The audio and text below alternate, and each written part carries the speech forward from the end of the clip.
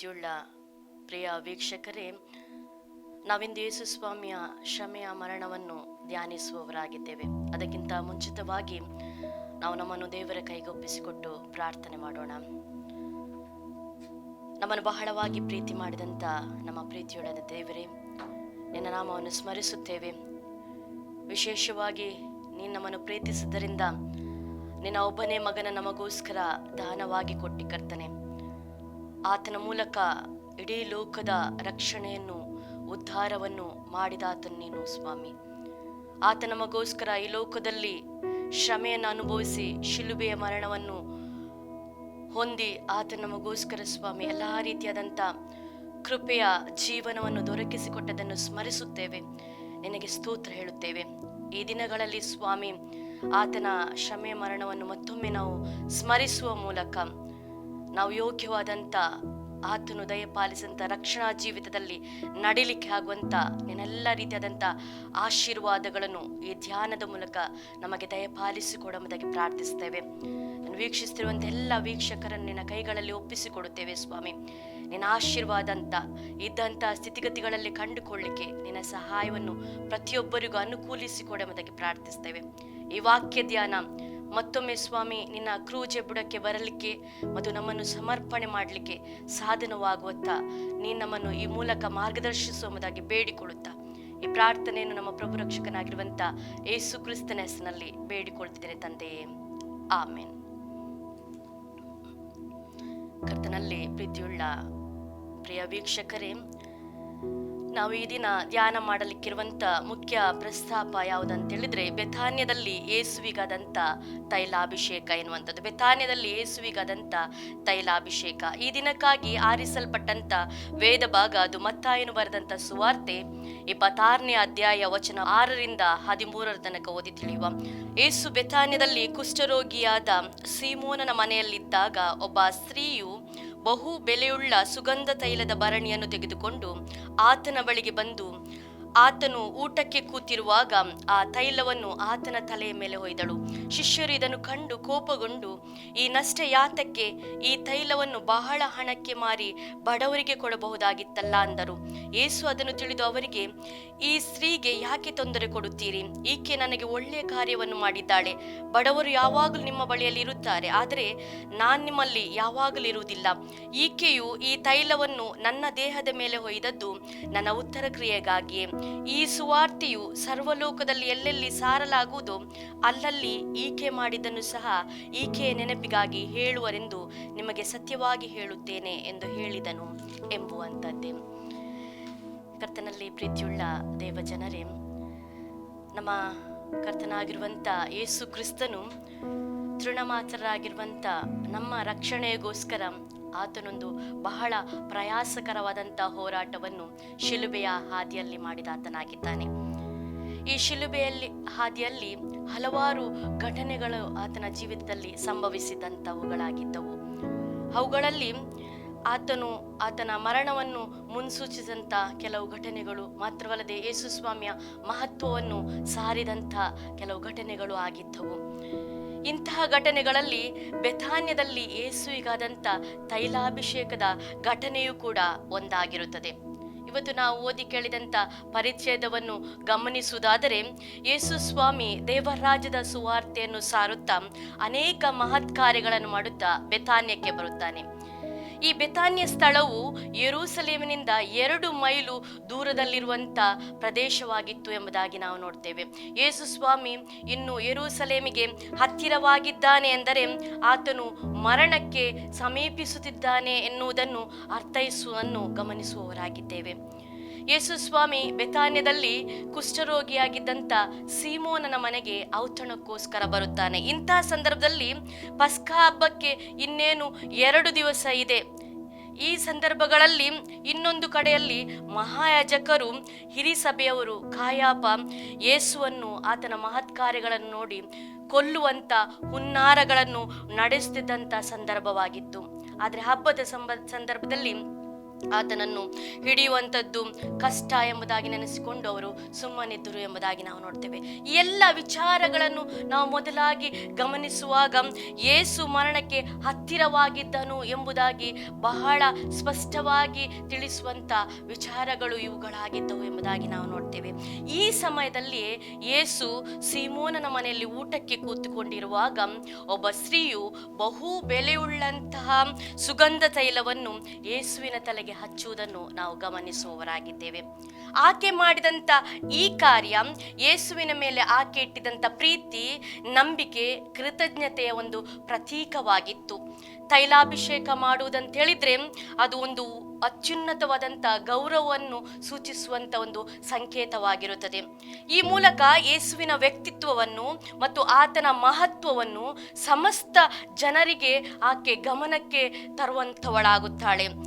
ಅತಿ ಬೆಲೆಯುಳ್ಳ ಸುಗಂಧ ದ್ರವ್ಯವನ್ನು ಯೇಸುವಿಗೆ ಸಮರ್ಪಿಸುವುದರ ಮೂಲಕ ತನ್ನ ಜೀವಿತದಲ್ಲಿ ಈ ಲೋಕದಲ್ಲಿ ಎಲ್ಲದಕ್ಕಿಂತ ಶ್ರೇಷ್ಠನು ಯೇಸು, ಆತನು ತನ್ನ ಜೀವನದಲ್ಲಿ ಅತಿ ಬೆಲೆಯುಳ್ಳ ವ್ಯಕ್ತಿ ಎಂಬುದನ್ನು ಸಾರ್ವಜನಿಕವಾಗಿ ಈ ಮೂಲಕ ಪ್ರಕಟಿಸುತ್ತಾಳೆ. ಯೇಸುವಿಗಾದಂಥ ತೈಲಾಭಿಷೇಕ ಮೊದಲನೇದಾಗಿ ನಾವು ನಮ್ಮ ಜೀವನದಲ್ಲಿ ಯಾವುದಕ್ಕೆ ಮೊದಲ ಪ್ರಾಮುಖ್ಯ ಕೊಡಬೇಕೆಂಬುದನ್ನು ಕಲಿಸುವಂಥದ್ದಾಗಿದೆ. ಪ್ರಿಯ ದೇವಜನರೇ, ನಾವು ಈ ಲೋಕದಲ್ಲಿ ಯಾವುದಕ್ಕೆ ಹೆಚ್ಚು ಪ್ರಾಶಸ್ತ್ಯವನ್ನು ಕೊಡುವವರಾಗಿದ್ದೇವೆ? ಸಾಮಾನ್ಯವಾಗಿರುವಂಥ ಮಾನವರಾಗಿರುವಂಥ ನಾವು ಈ ಲೋಕದಲ್ಲಿ ಜೀವಿಸಲು ಕೆಲವೊಂದು ಮೂಲಭೂತವಾದಂಥ ಸೌಕರ್ಯಗಳು ನಮಗೆ ಬೇಕು. ಅದಕ್ಕಾಗಿ ನಾವು ಹಗಲು ರಾತ್ರಿ ನಾವು ಪ್ರಯಾಸ ಪಡುತ್ತೇವೆ. ಒಬ್ಬ ವ್ಯಕ್ತಿ ಈ ಲೋಕದಲ್ಲಿ ಬದುಕಲು ಹಣ, ಕೆಲಸ ಕಾರ್ಯಗಳು ಬಹಳ ಅಗತ್ಯ. ಅದಿಲ್ಲದಿದ್ದರೆ ನಮ್ಮ ಜೀವನ ಹೇಗೆ ನಡೆಸುವುದು ಎಂಬುದಾಗಿ ನಾವು ಚಿಂತೆಗೆ ಒಳಗಾಗ್ತೇವೆ. ಪ್ರತಿಯೊಬ್ಬ ಮಾನವರಿಗೂ ಕೂಡ ಇದು ಕಾಡುವಂಥ ಪ್ರಶ್ನೆ ಆಗಿರುತ್ತದೆ ಎಂಬುದಾಗಿ ನೋಡ್ತೇವೆ. ಯೇಸುವಿನ ಶಿಷ್ಯರು ಕೂಡ ಇದೇ ಯೋಚನೆಯಲ್ಲಿ ಯೋಚಿಸಿದ್ದರಿಂದ ಸುಗಂಧ ತೈಲವನ್ನು ಹೊಯ್ದಂತ ಈ ಸ್ತ್ರೀಯ ಕುರಿತಾಗಿ ಬಹಳ ಕೋಪಗೊಳ್ತಾರೆ. ಇದನ್ನು ಯಾಕೆ ನಷ್ಟ ಮಾಡಿದ್ದಿ? ಇದರಿಂದ ಬಡವರ ಜೀವನಕ್ಕೆ ಸಹಾಯ ಮಾಡಬಹುದಿತ್ತಲ್ಲ? ಈ ಒಂದು ಪ್ರಶ್ನೆಯನ್ನು ಅವರು ಹಾಕ್ತಾರೆ. ಶಿಷ್ಯರು ಮಾನವ ಬುದ್ಧಿವಂತಿಕೆಯಲ್ಲಿ ಪ್ರಕಟಿಸುವುದನ್ನು, ವ್ಯಕ್ತಪಡಿಸುವುದನ್ನು ನಾವು ಗಮನಿಸ್ತೇವೆ. ಆಕೆ ದುಂದುಗಾರಿಕೆ ಮಾಡ್ತಾ ಇದ್ದಾಳೆ, ಸಂಪನ್ಮೂಲಗಳ ವ್ಯರ್ಥ ಮಾಡ್ತಾ ಇದ್ದಾಳೆ. ಈ ಅರ್ಥದಲ್ಲಿ ಆಕೆ ಮಾಡಿರುವಂಥ ಈ ಕಾರ್ಯ ನಷ್ಟವಾದುದು ಎಂಬುದನ್ನು ಬಿಂಬಿಸಲು ಅವರು ಪ್ರಯತ್ನಿಸ್ತಾರೆ.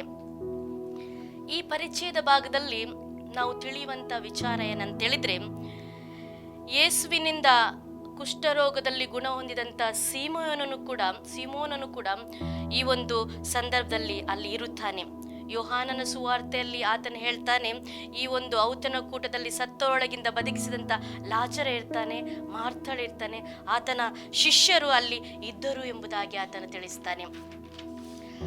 ಇವರೆಲ್ಲರೂ ಕೂಡ ಯೇಸುವಿನಿಂದ ಗುಣ ಹೊಂದಿದವರಾಗಿದ್ರು, ಮಹತ್ ಕಾರ್ಯಗಳನ್ನು ಕಂಡವರಾಗಿದ್ರು, ಆತನ ಬೋಧನೆಯನ್ನು ಕೇಳುತ್ತಾ ಆತನ ಜೊತೆಯಲ್ಲಿ ಇದ್ದವರಾಗಿದ್ರು. ಆದರೂ ಕೂಡ ಅವರ್ಯಾರು ಕೂಡ ಯೇಸುವಿನ ಪ್ರೀತಿಯನ್ನು ಅರಿಯದಾದರು ಎಂಬುದಾಗಿ ನಾವು ನೋಡ್ತೇವೆ. ಯಾಕೆ ಅಂತ ಹೇಳಿದ್ರೆ, ಅವರ ಮನಸ್ಸು ಇನ್ನೂ ಲೋಕದಲ್ಲಿರುವಂಥ ಕೆಲವು ವಿಚಾರಗಳು, ಕೆಲವು ಸಂಗತಿಗಳು, ಕೆಲವು ವಸ್ತುಗಳ ಹಿಂದೆ ಇದ್ದೇ ಹೊರತು ಯೇಸುವಿನ ವಿಚಾರದಲ್ಲಿ ಇರಲಿಲ್ಲ ಎಂಬುದಾಗಿ ನಾವು ನೋಡ್ತೇವೆ.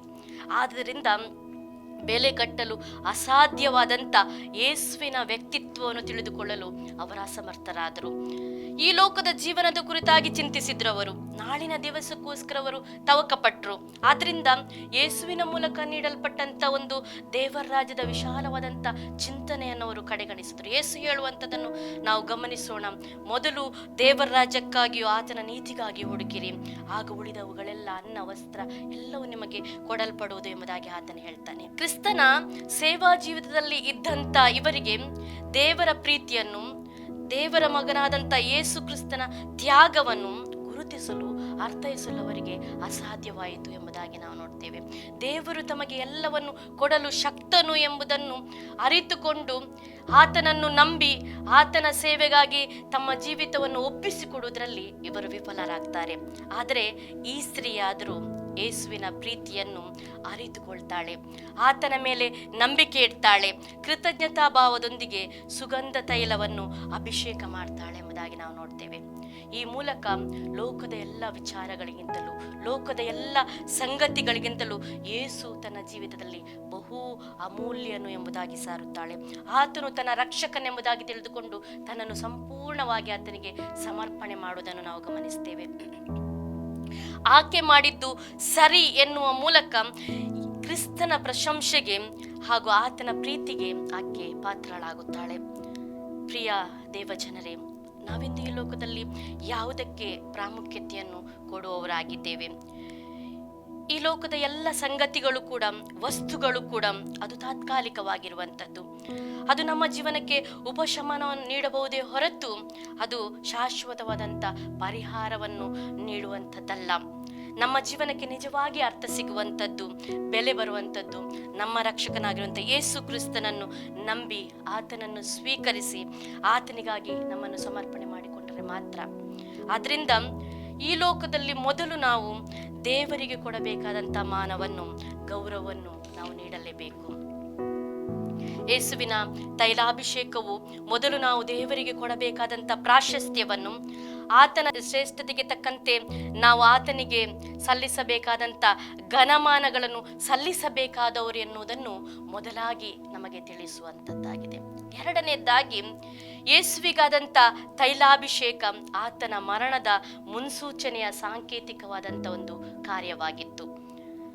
ಹಳೆ ಒಡಂಬಡಿಕೆಯ ಕಾಲದಿಂದಲೂ ಅಭಿಷೇಕ ಎನ್ನುವಂಥದ್ದು ಒಂದು ಉದ್ದೇಶಕ್ಕಾಗಿ ಪ್ರತಿಷ್ಠಿತಗೊಳ್ಳುವಂಥ ಒಂದು ಕಾರ್ಯವಾಗಿ ಕಂಡು ಬಂದಿರುವಂಥದ್ದನ್ನು ಗಮನಿಸ್ತೇವೆ. ಅದರಂತೆ ಯೇಸುವಿಗೆ ಮಾಡಿದಂಥ ತೈಲಾಭಿಷೇಕ ಕೂಡ ಬಹು ವಿಶೇಷವಾಗಿರುವಂಥ ಅಭಿಷೇಕವಾಗಿತ್ತು. ಇದು ಯೇಸುವಿನ ಸಮಾಧಿಯ ಸಿದ್ಧತೆಗಾಗಿ, ಆತನ ಮರಣವನ್ನು ಮುನ್ಸೂಚಿಸುವಂಥ ಸೂಚನೆಯ ಸಾಂಕೇತಿಕವಾಗಿ ಮಾಡಲ್ಪಟ್ಟಿರುವಂಥದ್ದಾಗಿದೆ. ಆದ್ರಿಂದಲೇ ಯೇಸು ಸ್ವಾಮಿ ತನ್ನ ಶಿಷ್ಯರಿಗೆ ನೀಡುವಂಥ ಉತ್ತರ ಏನಂತೇಳಿದ್ರೆ, ಬಡವರು ಯಾವಾಗಲೂ ನಿಮ್ಮ ಬಳಿಯಲ್ಲಿ ಇರ್ತಾರೆ, ಆದರೆ ನಾನು ನಿಮ್ಮ ಬಳಿಯಲ್ಲಿ ಯಾವಾಗಲೂ ಇರುವುದಿಲ್ಲ. ಈಕೆಯು ಈ ತೈಲವನ್ನು ತನ್ನ ದೇಹದ ಮೇಲೆ ಹೊಯ್ದು ನನ್ನ ಉತ್ತರ ಕ್ರಿಯೆಗಾಗಿ ಇದನ್ನು ಮಾಡಿದ್ದಾಳೆ ಎಂಬುದಾಗಿ ಆತನು ಹೇಳ್ತಾನೆ. ಈ ತೈಲಾಭಿಷೇಕದ ಕಾರ್ಯ, ಇದರ ಸಾಂಕೇತಿಕ ಕಾರ್ಯ ಏನಂತೇಳಿದ್ರೆ, ಇದು ಮರಣವನ್ನು ಸೂಚಿಸುವಂಥ ಸಾಂಕೇತಿಕ ಕಾರ್ಯ ಎಂಬುದಾಗಿ ಯೇಸು ಕ್ರಿಸ್ತನು ಈ ಮುಖಾಂತರ ತಿಳಿಸುವುದರ ಮೂಲಕ ತಾನು ಲೋಕದ ಜನರಿಗಾಗಿ ಬಲಿಯಾಗಲಿದ್ದೇನೆ ಎನ್ನುವುದನ್ನು ಆತನು ತಿಳಿಸ್ತಾನೆ. ಈ ಲೋಕದ ಜನರು ಹೊಸದಾಗಿ ಜೀವನವನ್ನು ಕಂಡುಕೊಳ್ಳಬೇಕಾದ್ರೆ ಯೇಸು ಸ್ವಾಮಿ ಮರಣವನ್ನು ಹೊಂದುವುದು ಅನಿವಾರ್ಯವಾಗಿತ್ತು.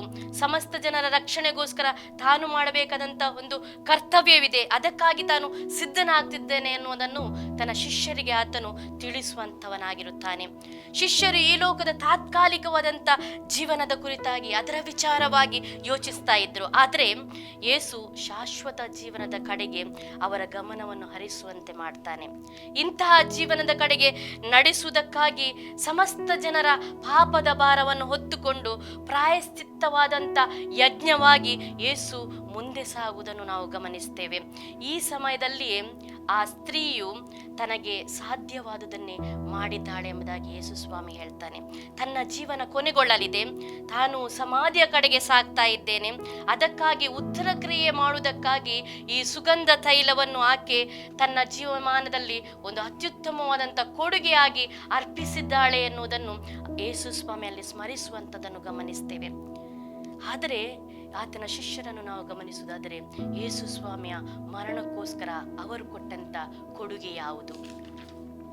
ಪ್ರಿಯ ದೇವ ಜನರೇ, ಆತನು ನಮ್ಮ ಪಾಪಗಳಿಗಾಗಿ ತನ್ನ ಪ್ರಾಣವನ್ನು ಕೊಟ್ಟಿದ್ದರೆ, ಆತನ ಮರಣಕ್ಕಾಗಿ, ಆತನ ತ್ಯಾಗಕ್ಕಾಗಿ, ಆತನ ಬಲಿದಾನಕ್ಕಾಗಿ ಇಂದು ನಾವು ಕೊಡುವಂತ ಕೊಡುಗೆ ಏನಾಗಿರ್ತದೆ? ಯೇಸುವಿನ ಪ್ರೀತಿಗಾಗಿ, ಆತನ ಬಲಿದಾನಕ್ಕಾಗಿ, ಆತನ ರಕ್ಷಣೆಯ ಜೀವಿತಕ್ಕಾಗಿ ನಾವು ಯಾವ ರೀತಿಯಲ್ಲಿ ಕೃತಜ್ಞತೆಯನ್ನು ಯೇಸುವಿಗೆ ಇವತ್ತು ಸಲ್ಲಿಸ್ತಾ ಇದ್ದೇವೆ? ನಾವು ಕ್ರಿಸ್ತ ನಂಬಿಕೆಯಲ್ಲಿ ಜೀವಿಸಿ ಆತನು ಈ ಲೋಕದ ಎಲ್ಲ ಸವಾಲುಗಳನ್ನು ಎದುರಿಸಿದಂತೆ ನಾವು ಎದುರಿಸಲು ಶಕ್ತರಾಗಬೇಕು. ನಾವು ಆತನಂತೆ ಈ ಲೋಕದ ಎಲ್ಲ ಶೋಧನೆಗಳನ್ನು, ವಿಶೇಷವಾಗಿ ಮರಣ ಭಯವನ್ನು ಜಯಿಸಿದಂತೆ ಅದರಂತೆ ಪುನರುತ್ಥಾನವಾದಂಥ ಶಾಶ್ವತವಾದಂಥ ಜೀವನದ ಕಡೆಗೆ ನಡೆಸಲ್ಪಟ್ಟಂತೆ ನಾವು ಕೂಡ ಆ ಜೀವನದ ಕಡೆಗೆ ನಡೆಯುವ ಮೂಲಕ ನಾವು ಆತನಿಗೆ ನಾವು ಉತ್ತಮವಾದಂಥ ಕೊಡುಗೆಯಾಗಿ ಕೊಡಲ್ಪಡಬೇಕು ಎಂಬುದಾಗಿ ನಾವು ನೋಡ್ತೇವೆ. ಯೇಸುವಿನ ಮರಣ ನಮ್ಮನ್ನು ಹೊಸ ಜೀವನದ ಕಡೆಗೆ ನಡೆಸುವಂಥ ಒಂದು ಭರವಸೆಯ ಕಡೆಗೆ ನಡೆಸುವಂಥದ್ದಾಗಿದೆ. ಅದರಿಂದ ಅದಕ್ಕೆ ಹೆಚ್ಚಿನದಾದಂಥ ಕೇಂದ್ರೀಕೃತವಾದಂಥ ಒಂದು ಹೆಚ್ಚು ಒತ್ತನ್ನು ನಾವು ನೀಡಬೇಕು ಎಂಬುದನ್ನು ಯೇಸುವಿನ ಮೂಲಕ ನಾವು ಅರಿತುಕೊಳ್ಳುವವರಾಗಿದ್ದೇವೆ. ನಾವು ಆ ಮೂಲಕ ಶಾಶ್ವತವಾದಂಥ ಒಂದು ನಿರೀಕ್ಷೆಯ ಜೀವನದಲ್ಲಿ ನಾವು ಮುಂದೆ ಸಾಗಬೇಕು ಎನ್ನುವಂಥದ್ದನ್ನು ದೇವರ ವಾಕ್ಯದಲ್ಲಿ ನಾವು ಕಂಡುಕೊಳ್ಳುವವರಾಗಿದ್ದೇವೆ. ಮೂರನೇ ವಿಚಾರ ಏನಂತ ಹೇಳಿದ್ರೆ, ಈ ತೈಲಾಭಿಷೇಕ ಮಾಡಿದಂಥ ಸ್ತ್ರೀಯ ಜೀವನ, ಆಕೆಯ ಸಾಕ್ಷಿ ಸರ್ವರಲ್ಲಿಯೂ ಗುರುತಿಸಲ್ಪಡುತ್ತದೆ. ಈ ಘಟನೆಯಲ್ಲಿ ಸ್ತ್ರೀಯು ತನ್ನ ವೈಯಕ್ತಿಕ ಜೀವನಕ್ಕಾಗಿ ಚಿಂತಿಸದೆ, ತನ್ನ ವೈಯಕ್ತಿಕ ಜೀವಿತಕ್ಕಾಗಿ ಸಂಪನ್ಮೂಲಗಳನ್ನು ಬಳಸಿಕೊಳ್ಳದೆ ಯೇಸುವಿಗಾಗಿ ಅದನ್ನು ಸಮರ್ಪಣೆ ಮಾಡಿಕೊಳ್ತಾಳೆ.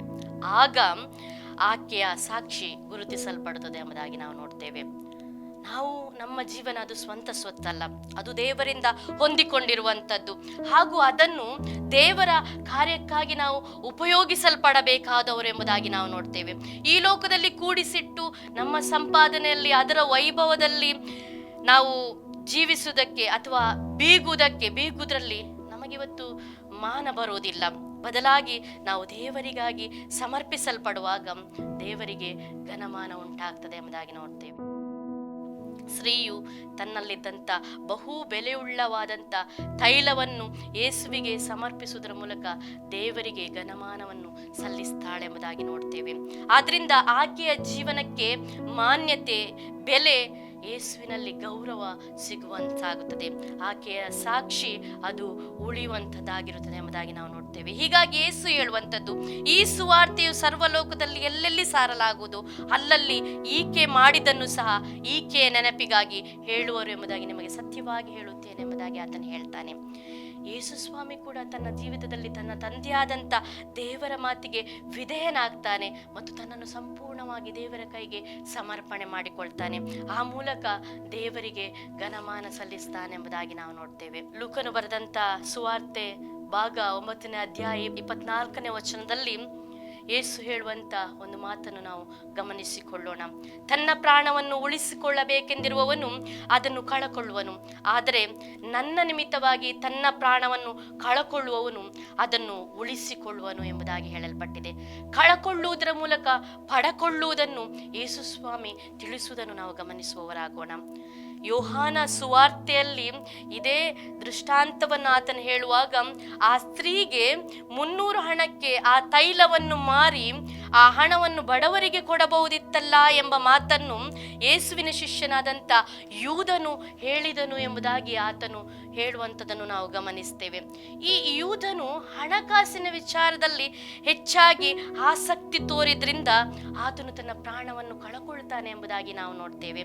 ಒಂದು ದುರಂತ ಅಂತ್ಯವನ್ನು ಆತನಲ್ಲಿ ಕಾಣ್ತಾನೆ. ಈ ಲೋಕವನ್ನು, ಇದರ ಎಲ್ಲವನ್ನು ಸಂಪಾದಿಸಿಕೊಂಡು ಪ್ರಾಣ ನಷ್ಟಪಟ್ಟರೆ ಏನು ಪ್ರಯೋಜನ? ಅದರಿಂದ ಈ ಲೋಕದಲ್ಲಿ ಯೇಸುವಿಗೆ ನಾವು ಯಾವ ರೀತಿಯಲ್ಲಿ ನಾವು ಘನಮಾನಗಳನ್ನು ಸಲ್ಲಿಸಬಹುದು? ಇವತ್ತು ನಾವು ಯೇಸುವಿಗಾಗಿ ನಮ್ಮನ್ನು ಸಮರ್ಪಿಸಿಕೊಟ್ಟು ಸಾಕ್ಷಿಯ ಜೀವಿತದಲ್ಲಿ ಜೀವನ ಮಾಡುವಾಗ ನಮ್ಮ ಸಾಕ್ಷಿ ಕ್ರಿಸ್ತನಲ್ಲಿ ಅದು ಗುರುತಿಸಲ್ಪಡುವಂಥದ್ದಾಗುತ್ತದೆ ಎಂಬುದಾಗಿ ನಾವು ನೋಡ್ತೇವೆ. ಆ ಮೂಲಕ ದೇವರಿಗೆ ಘನಮಾನಗಳು ಸಲ್ಲುತ್ತವೆ. ನಾವು ಕಳಕೊಂಡದನ್ನು ತಿರುಗಿ ಹೊಸದಾಗಿ ಕ್ರಿಸ್ತನ ಮೂಲಕ ನಾವು ಪಡಕೊಳ್ಳುವವರಾಗುತ್ತೇವೆ ಎಂಬುದಾಗಿ ದೇವರ ವಾಕ್ಯದಲ್ಲಿ ನಾವು ಕಂಡುಕೊಳ್ಳುವವರಾಗಿದ್ದೇವೆ. ಆದ್ರಿಂದ ಸ್ತ್ರೀಯು ಕಳಕೊಂಡರೂ ಕೂಡ, ಆಕೆ ತನ್ನ ಬೆಲೆಯುಳ್ಳ ವಸ್ತುವನ್ನು ಕಳಕೊಂಡರೂ ಕೂಡ ಆಕೆ ತಿರುಗಿ ಕ್ರಿಸ್ತನಲ್ಲಿ ಹೊಸದಾದಂತಹ ಸಾಕ್ಷಿಯನ್ನು, ಗುರುತನ್ನು ಕಂಡುಕೊಳ್ಳುವುದನ್ನು ನಾವು ಗಮನಿಸುವವರಾಗಿದ್ದೇವೆ. ಈ ವಾಕ್ಯ ಭಾಗ ನಾವು ಕ್ರಿಸ್ತನಿಗಾಗಿ ಸಮರ್ಪಿಸಿ ಸಾಕ್ಷಿಯ ಜೀವಿತದಲ್ಲಿ ಗುರುತಿಸಲ್ಪಡಬೇಕು ಎನ್ನುವುದಕ್ಕೆ ಕರೆ ಕೊಡುವುದನ್ನು ಗಮನಿಸುವವರಾಗಿದ್ದೇವೆ. ಬೆಥಾನ್ಯದಲ್ಲಿ ಯೇಸುವಿಗಾದಂಥ ತೈಲಾಭಿಷೇಕ, ಈ ಕುರಿತಾಗಿ ಇವತ್ತು ನಾವು ಧ್ಯಾನ ಮಾಡಿದವರಾಗಿದ್ದೇವೆ. ಈ ಪ್ರಸ್ತಾಪ ನಮಗೆ 3 ವಿಚಾರಗಳನ್ನು ಸ್ಪಷ್ಟಪಡಿಸುವಂಥದ್ದಾಗಿದೆ. ಯೇಸುವಿಗಾದಂಥ ತೈಲಾಭಿಷೇಕ ಅದು ಮೊದಲನಾಗಿ ನಮಗೆ ತಿಳಿಸುವಂಥದ್ದು, ನಾವು ಈ ಲೋಕದಲ್ಲಿ ಯಾರಿಗೆ ಪ್ರಾಮುಖ್ಯತೆಯನ್ನು ಕೊಡಬೇಕು ಎಂಬುದಾಗಿ. ನಾವು ದೇವರಿಗೆ ಮೊದಲನೇದಾಗಿ ಮಾನ್ಯತೆಯನ್ನು ಸಲ್ಲಿಸಬೇಕು ಎಂಬುದನ್ನು ಅದು ತಿಳಿಸುವುದನ್ನು ಗಮನಿಸುವವರಾಗಿದ್ದೇವೆ. ಎರಡನೇದ್ದು, ಈ ಲೋಕದಲ್ಲಿ ಮರಣವೆನ್ನುವುದು ಖಚಿತ. ಯೇಸುವಿನ ಮರಣದ ಸಾಂಕೇತಿಕ ಕಾರ್ಯ ಅದು, ನಾವು ಅದನ್ನು ಗಮನಿಸ್ತೇವೆ. ಮರಣವೆನ್ನುವುದು ಖಚಿತ, ಆದರೆ ಯೇಸು ಅದಕ್ಕೆ ಹಿಂಜರಿಯಲಿಲ್ಲ, ಧೈರ್ಯಗೆಡಲಿಲ್ಲ.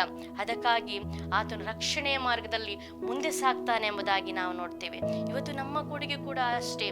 ದೇವರು ನಮ್ಮನ್ನು ರಕ್ಷಣೆಯ ಜೀವಿತದಲ್ಲಿ ನಡೆಸಿದ್ದಾನೆ. ನಾವು ಧೈರ್ಯಗೆಡದೆ ಎಂಥದೇ ಪರಿಸ್ಥಿತಿ ಪರಿಸ್ಥಿತಿ ಬಂದರೂ ಕೂಡ ನಾವು ಆತನ ಹೆಜ್ಜೆ ಜಾಡಿನಲ್ಲಿ ಆ ಒಂದು ಧೈರ್ಯದಲ್ಲಿ ಮುಂದೆ ಸಾಗುವವರಾಗಬೇಕು. ಇದೇ ನಮ್ಮ ಕೊಡುಗೆ ಎಂಬುದಾಗಿ ನಾವು ನೋಡ್ತೇವೆ. ಆ ಸ್ತ್ರೀಯು ಬೆಲೆಯುಳ್ಳ ತೈಲವನ್ನು ಸಮರ್ಪಿಸುವುದರ ಮೂಲಕ, ಮರಣದ ಸಾಂಕೇತಿಕವನ್ನು ತೋರಿಸುವುದರ ಮೂಲಕ ತನ್ನ ಕೊಡುಗೆಯನ್ನು ಈ ಮೂಲಕ ಅರ್ಪಿಸಿದಳು. ನಾವಿವತ್ತು ರಕ್ಷಣಾ ಮಾರ್ಗದಲ್ಲಿ ನಡೆಯುವ ಮೂಲಕ ನಮ್ಮ ಕೊಡುಗೆಯನ್ನು ಯೇಸುವಿಗೆ ಕೊಡಬೇಕಾದವರಾಗಿದ್ದೇವೆ. ಮೂರನೇ ವಿಚಾರ ಏನಂತೇಳಿದ್ರೆ, ನಾವು ಯೇಸುವಿಗಾಗಿ ಸಮರ್ಪಿಸಲ್ಪಡಬೇಕು. ಆತನ ಸಾಕ್ಷ್ಯ ಜೀವಿತದಲ್ಲಿ ನಾವು ಕ್ರಿಸ್ತನಲ್ಲಿ ಗುರುತಿಸಲ್ಪಡುವವರಾಗಿರಬೇಕು. ದೇವರು ಹೀಗಾಗುವಂತೆ ನಮ್ಮ ಜೀವನವನ್ನು ಎಲ್ಲ ರೀತಿಯಲ್ಲೂ ಆಶೀರ್ವಾದದಲ್ಲಿ ನಡೆಸಲ್ಪಡಲಿ. ದೇವರು ನಿಮ್ಮನ್ನು ಆಶೀರ್ವಾದದಲ್ಲಿ ನಡೆಸಲ್ಪಡಲಿ. ಅದರಂತೆಯೇ ನಮ್ಮ ಜೀವನ ಕೂಡ ಸಾಕ್ಷಿಯಲ್ಲಿ ಮುಂದುವರಿಲಿಕ್ಕಾಗುವಂತೆ ಈ ಮಾತುಗಳ ಮೂಲಕ ದೇವರು ನಮ್ಮ ಜೊತೆಗೆ ಕಾರ್ಯನಿರ್ವಹಿಸಲಿ. ಆಮೆನ್. ಬಿಗ್ ಜೆ ಟಿವಿ ಮಾಡುತ್ತಿರುವ ಈ ಸೇವೆಯೊಂದಿಗೆ ನೀವು ಕೈ ಜೋಡಿಸಲು ಬಯಸುವಿರಾದರೆ ನಮ್ಮನ್ನು ಸಂಪರ್ಕಿಸಿ. ನಮ್ಮ ವಿಳಾಸ ಬಿಗ್ ಜೆ ಮೀಡಿಯಾ ನೆಟ್ವರ್ಕ್, 2ನೇ ಮಹಡಿ, ಗ್ರೇಸ್ ಪ್ಲಾಜಾ, ಕ್ರಿಸ್ತ ಜ್ಯೋತಿ ಚರ್ಚ್ ಬಳಿ, ಕೊರಂಕ್ರಪಾಡಿ, ಉಡುಪಿ 576101. ನಮ್ಮ ದೂರವಾಣಿ ಸಂಖ್ಯೆ 082025291117 ಹಾಗೂ 8884395777. ನಮ್ಮ ಬ್ಯಾಂಕ್ ವಿವರಗಳು ಇಂತಿವೆ. ಕಾರ್ಪೊರೇಷನ್ ಬ್ಯಾಂಕ್, ಖಾತೆಯ ಹೆಸರು ಬಿಗ್ ಜೆ ಸೇಟ್ಲೈಟ್, ಖಾತೆ ಸಂಖ್ಯೆ 5201126266640386, ಶಾಖೆ ಉಡುಪಿ. ನಮ್ಮ ಗೂಗಲ್ ಪೇ ಸಂಖ್ಯೆ 8884123777. ಆನ್ಲೈನ್ ಮೂಲಕ ಪಾವತಿ ಮಾಡಿದ್ದಲ್ಲಿ ದಯಮಾಡಿ SMS ಅಥವಾ ವಾಟ್ಸ್ಆಪ್ ಮೂಲಕ ಈ ಸಂಖ್ಯೆಗೆ ತಿಳಿಸಿರಿ. ನಮ್ಮ ಸಂಖ್ಯೆ 8884395777. ನಮ್ಮ ಖಾತೆ ಸಂಖ್ಯೆ ಹೆಸರು big J media network, corporation bank, ಶಾಖೆ ಉಡುಪಿ, ಖಾತೆ ಸಂಖ್ಯೆ 5201010000182784.